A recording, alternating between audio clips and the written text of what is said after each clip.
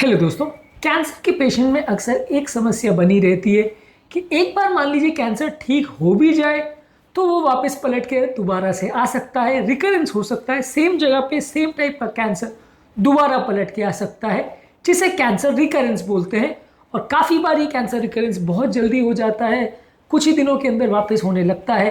तो आज हम बात करेंगे कौन कौन से ऐसे फैक्टर्स हैं जो प्रिडिक्ट करते हैं कि किस व्यक्ति में कैंसर का रिकरेंस होने के चांस है। इन फैक्टर्स पर ध्यान देना और समझना इसलिए ज़रूरी है ताकि हम किसी पर्टिकुलर कैंसर पेशेंट में पहले से अगर जज कर पाते हैं कि इसको कैंसर वापस होने का चांस है, तो हम उसको ज़्यादा विजिलेंटली ध्यान रख सकते हैं, ज़्यादा उसकी जांच कर सकते हैं, ज़्यादा सतर्कता रख सकते हैं उसके मामले में। तो कुछ बातों पर डिस्कस करेंगे जिससे हम प्रेडिक्ट कर सकते हैं कि कौन से व्यक्ति को कैंसर का रिकरेंस होता है, कौन कौन से ऐसे फैक्टर्स हैं जिसको कैंसर रिकरेंस के प्रिडिक्शन में इंपॉर्टेंट मानते हैं। टॉपिक पे जाने से पहले जो लोग हमारे चैनल पर नए हैं उन्हें रिक्वेस्ट करूंगा कि चैनल को सब्सक्राइब करें, वीडियोस को लाइक करें, शेयर करें, फॉलो करें, कमेंट करें, पूरा देखें। टॉपिक बहुत इंपॉर्टेंट है, एंड तक देखिएगा। चलिए शुरू करते हैं इंपॉर्टेंट वीडियो।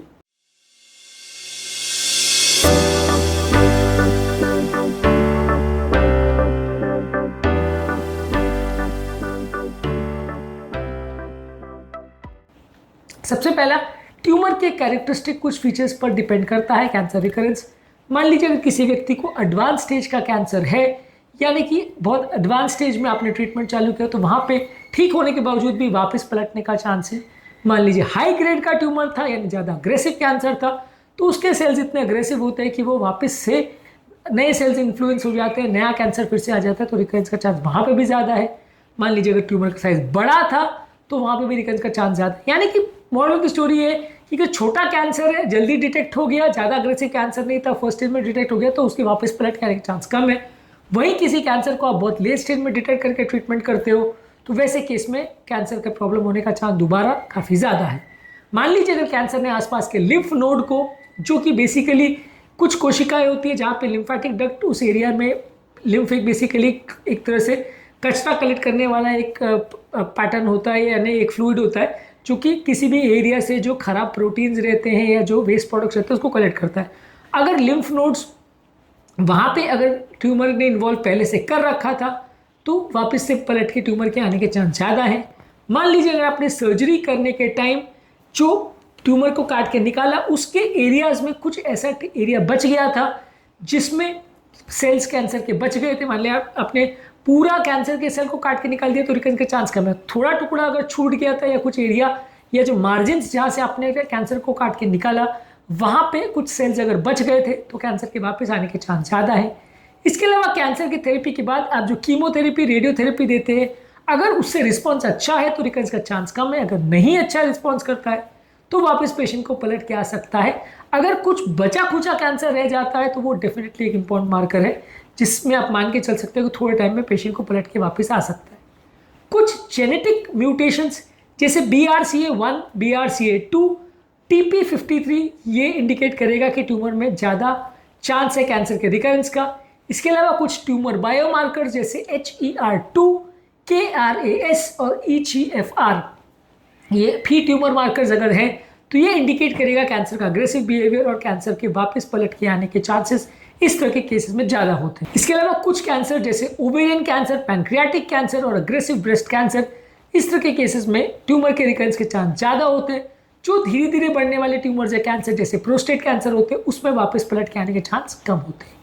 इसके अलावा कुछ होस्ट फैक्टर्स जैसे अगर उम्र ज़्यादा है, कोमॉर्बिड कंडीशन ज़्यादा है, अल्कोहल स्मोकिंग ज़्यादा करता है, इम्यूनिटी कॉम्प्रोमाइज है, तो इस तरह के पेशेंट्स को ट्यूमर कैंसर के वापस पलट के आने के चांस ज़्यादा है। कैसे प्रेडिक्ट करेंगे कि किस व्यक्ति को ट्यूमर होने का चांस ज़्यादा है? कुछ रिस्क स्कोरिंग सिस्टम्स आती हैं जैसे adjuvant online predict scoring, Oncotype DX recurrence scoring system. ये बेसिकली एक स्कोरिंग शीट है जो ऑनलाइन अवेलेबल है। इसको यूज़ करके आप प्रेडिक्ट कर सकते हो ये शीट में कितने पॉइंट्स है, उसकी बेस पे आपको पॉइंट सिस्टम मिल जाएगा कि आपको ट्यूमर है कैंसर के रिकरेंस के कितने चांस है। ये ऑनलाइन अवेलेबल स्कोरिंग सिस्टम्स है, एडजुवेंट ऑनलाइन प्रेडिक्ट और ऑन्कोटाइप DX रिकरेंस स्कोर। इसके अलावा कुछ जीनोमिक एनालिसिस या जेनेटिक एनालिसिस कर सकते हो। इसमें कुछ स्पेसिफिक डिज़ाइन टेस्ट आते हैं जैसे ऑन्कोटाइप DX टेस्ट, मामा प्रिंट टेस्ट और प्रोसाइना एनालाइज जेनेटिक एक्सप्रेशन टेस्ट। ये सारे जो है ट्यूमर के बेसिक कुछ टेस्ट आते हैं जो कि कई तरह के कैंसर्स, खासकर ब्रेस्ट कैंसर में कैंसर के रिकरेंस के कितने चांस हैं उसको प्रेडिक्ट कर सकता है। इसके अलावा एक टेस्ट आता है जिसे सर्कुलेटिंग ट्यूमर डीएनए टेस्ट बोलते हैं।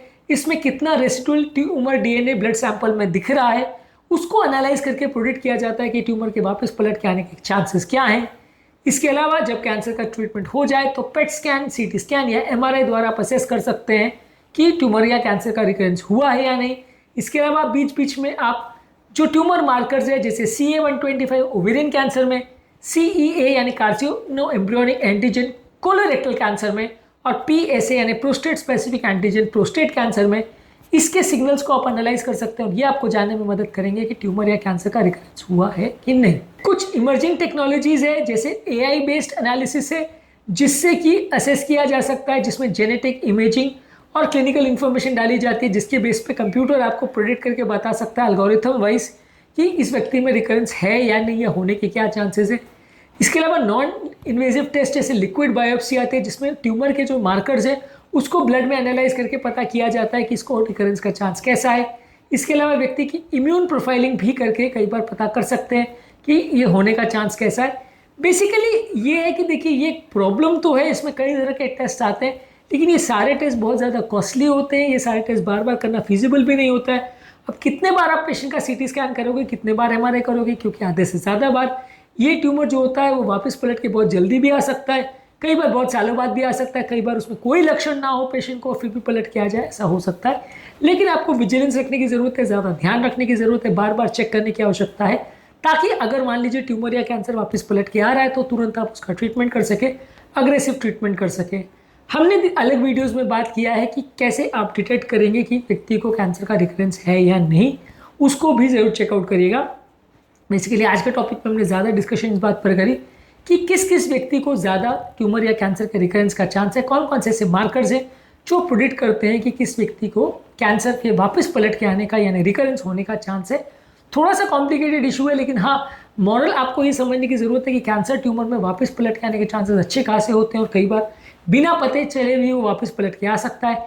इसका ध्यान रखने की ज़रूरत है, खासकर अगर आपको कुछ स्पेसिफिक ऐसा रिस्क फैक्टर्स है जिसके बारे में हमने बात की कि अगर वो प्रेजेंट है तो आपको होने का चांस ज़्यादा है, तो आपको और ज़्यादा ध्यान रखने की ज़रूरत है और ज़्यादा सतर्कता की ज़रूरत है, बार बार जांच की आवश्यकता है। उम्मीद करूँगा कि आज के टॉपिक में कुछ नई बातें जानने को मिली होगी। कैंसर रिकरेंस संबंधित और भी हमने जो वीडियोस किए उनको भी ज़रूर चेकआउट करें। टॉपिक एंड करने से पहले जो लोग हमारे चैनल पर नए हैं उन्हें रिक्वेस्ट करूँगा कि चैनल को सब्सक्राइब करें, वीडियोज़ को लाइक करें, शेयर करें, फॉलो करें, कमेंट करें, पूरा करें।